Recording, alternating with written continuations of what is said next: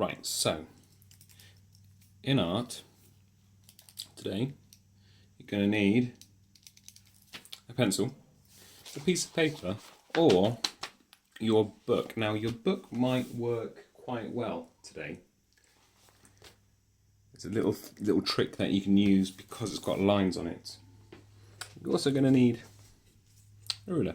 So what we're going to do is we're going to carry on with the perspective drawings and the 3D drawings that we've been doing,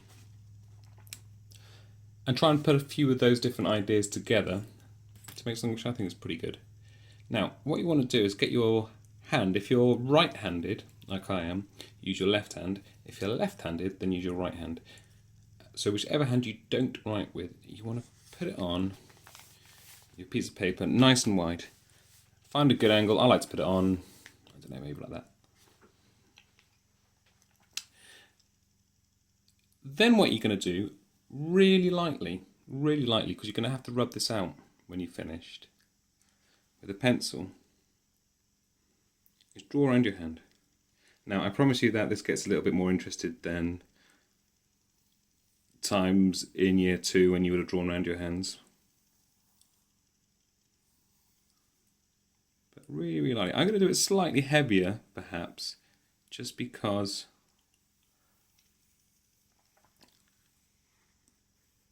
I need you to see.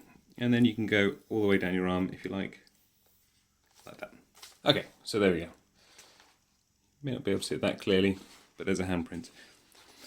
Okay, now what you need to do, there's a couple of different ways you can do this. What we're going to do is we're going to make it look like our hand is underneath the paper.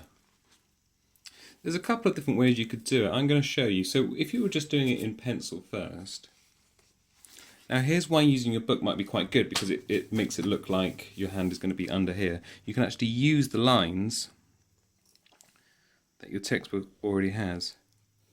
And you're going to draw up to the edge of your hand. You're going to do this all the way up, but I'm just going to choose a couple of angles. Okay, and then from the other side, okay? So you can see that looks like my hand's over here. Then what I'm going to do, now there's not too much magic around here, but as long as they're all these next bits are going to be the same height. So what I don't want to do is go too high. This will make sense in a minute. In fact, I think I'm going to just aim to go up as far as the next line. I'm going to make it like a little bridge. The great thing about doing it in pencil first is that if you don't like it, you can rub it out. I'll bring this close to the camera in a moment so that you can see. Okay. So what we have here then is a line going up to the hand, a bridge, and then a line going back out. What you could do, in fact, is do one like this to start with, to practice, and then try another one. So if I do this again, this time a little further up, you'll start to see what's going to happen.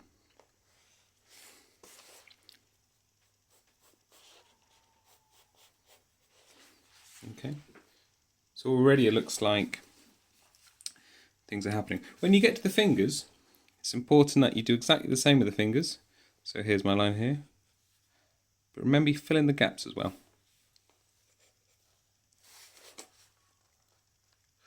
Fill in the gaps as well. And then you do little bridges across here.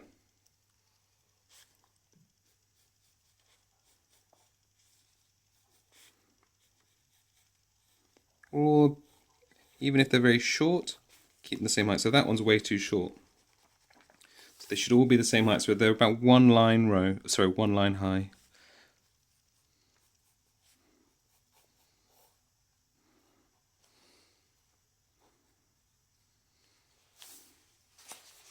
And you can see it's beginning to come together. Just going to do a few more.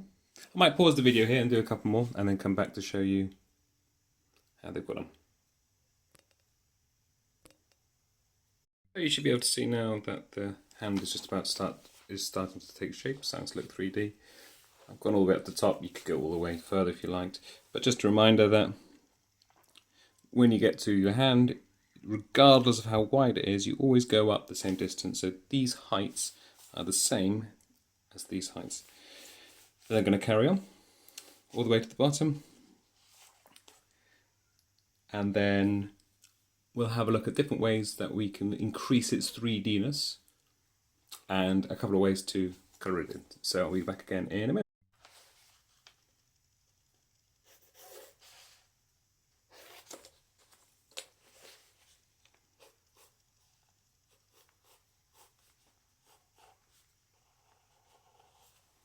So there, more or less, the line's finished. I think if I was spending a bit more time with this, I'll change the thumb. I'm not quite sure how I'm not quite happy about how the thumb turned out, or the wrist down here. I think it starts getting a bit crazy, but you can see I've started this freaky looking 3D hand. Now we can think about how we're going to colour it in. Now I suppose you've got two choices with this. You can either go for realistic looking hand, in which case I would stay to just black and white. Maybe you could do something interesting with the top. Maybe you could do some maths at the top or something, I don't know. But then what you want to be trying to do is to try and get the shading down. So by the sides, using a very light pencil. If you're lucky enough to have different types of pencils, you want to be using a soft one here. You want to be using a soft one. 2B or something like that. If you don't have different kinds of pencils, that's absolutely fine. You can do it with a normal pencil like I've got here. And remember that my hand was like that, so in fact you can even see the shadows. So I'm going to start drawing some shadows in to have it look a bit more 3D.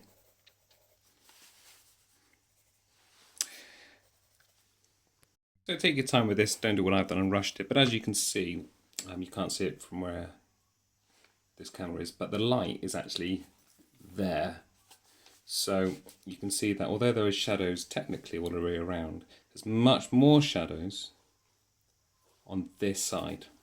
So on the right hand side of the finger, the right hand side of the hand. So when you're drawing shadows, it's much better if you just aim the shadows to be A on one side, and secondly, where there's bigger kind of caves, I suppose, whatever you want to call it. So there's really dark bits down here, so I've made sure to do these bits nice and dark. I might even, if I have more time, do another lighter layer of shading here,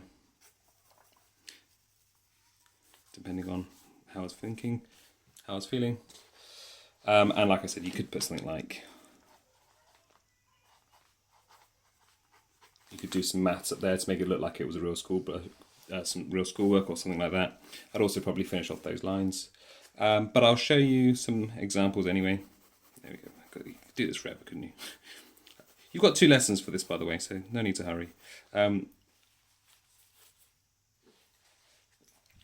So, where was I? What was I talking about? So that's just one way you can do it. You need to go for the realistic route. Now, obviously this is going to look a bit strange. The other thing you could do is go for the slightly more bold, slightly more painted, slightly more modern art look. Now, you can do this if you've got some really good pens. I wouldn't use felt tip, actually, because you're filling up an entire page and it'll take for ages, and felt tips, they lack that sort of depth, they lack that sort of ability to shade and things like that. So I would use either pastels if you've got any, or crayons, or paint. If you've got paint, paint's always going to be good.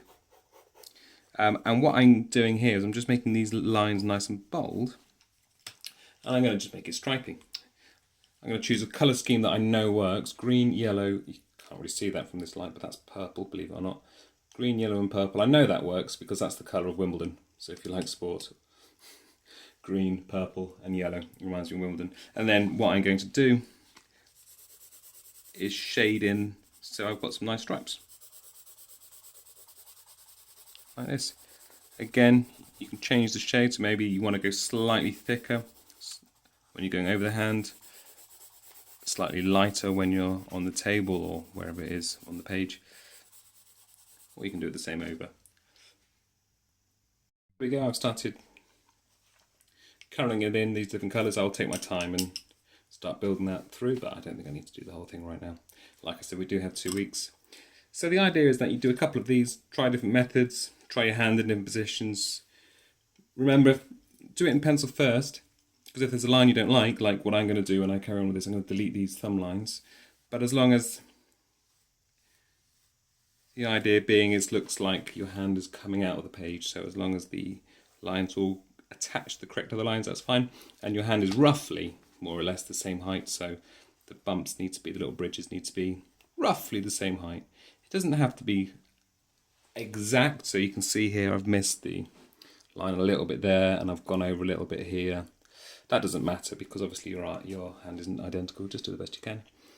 You can do some shading to make it look nice and 3D in that way, or you can go a bit more colourful and do it this way. I would avoid using felt tip, it's not going to work very well, but pencil crayons are great. Paint's going to be great, pastels are going to be great. Do a couple, have some fun. You could also, once you've done that, try different. If you've got something else which is an interesting shape, which isn't your hand. I'm trying to think of an object around here. I don't know, just you can think of something better than this, but I've got my watch, for example. I could draw around my watch and do a 3D version of my watch. Or if you had a leaf or something interesting like a flower petal or a leaf that you could draw around, or anything you wanted to do freehand. I'll put another couple of examples up on the thingy so you can get some more inspiration on the lesson, so you can get some more inspiration. But yeah, started off today. Show me your progress. I'll make some comments on it if you like. I can tell you what I think I like, what I think you could do to improve it. It's entirely up to you. My only suggestion is use a ruler, use a pencil, and have some fun.